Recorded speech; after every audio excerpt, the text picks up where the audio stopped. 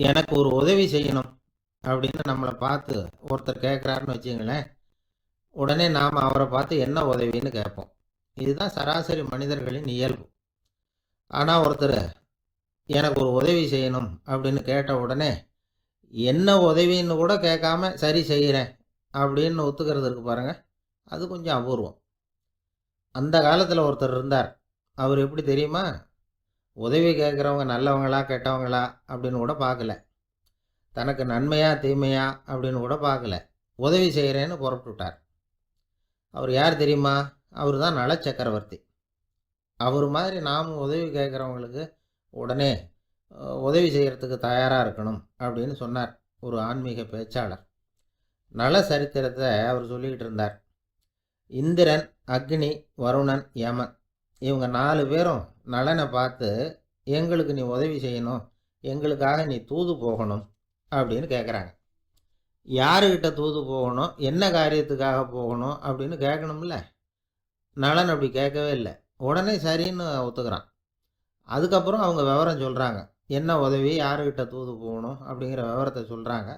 நலனுக்கும் அப்புறம்தான் புரியுது, எந்த தமயந்தியை இவன் காதலிச்சானோ, எந்த தமயந்தின் சுயமரத்துக்காக இவன் போய்கிட்டு இருக்கிறானோ அந்த தமயந்தியை பார்த்து தங்களுக்காக அவகிட்ட வாதாடணும், பேசணும், தங்களில் ஒருத்தரை கல்யாணம் பண்ணிக்கும்படியாக கேட்கணும் அப்படின்னு அவங்க 4 பேரும் நலன்கிட்ட கேட்குறாங்க. இதை கேட்டதும் நலன் கொஞ்சம் கூட முகம் சுளிக்கலை, பதட்டப்படலை. நேராக தமயந்தி கிட்ட போகிறான். இந்திரன், அக்னி, வருணன், யமன் இவங்களோட சிறப்புகளை எடுத்து சொல்கிறான். இவங்களில் ஒருத்தரை கல்யாணம் பண்ணிக்கலாம் அப்படின்னு சொல்லி கேட்டுக்கிறான். ஆனால் இதுக்கு தமயந்தி சம்மதிக்கலை. சுயம்பரம் நடக்குது, அவள் நலனை தேர்ந்தெடுக்கிறான். அந்த 4 பேரும் நலனுக்கு நிறைய வரங்கள்லாம் கொடுக்குறாங்க. அதுக்கப்புறம் இப்படி போகுது கதை. இதில் நாம் கவனிக்க வேண்டியது என்னென்னா, உதவின்னு கேட்ட உடனே என்ன உதவின்னு கேட்காம சரி செய்கிறேன்னு சொன்னான் பாருங்க, அதை கொஞ்சம் சிந்திக்கணும்.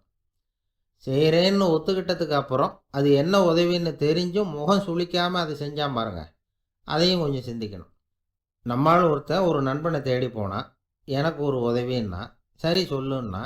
இப்போ உங்ககிட்ட 2 கார் இருந்தால் என்ன பண்ணுவேன்னா, உடனே அதில் ஒன்று உங்ககிட்ட கொடுத்துருவேன்னா. அவன் உங்ககிட்ட 2 பங்களா இருந்தால் என்ன பண்ணுவேன்னா, அதில் ஒன்று உங்ககிட்ட கொடுத்துருவேன்னா.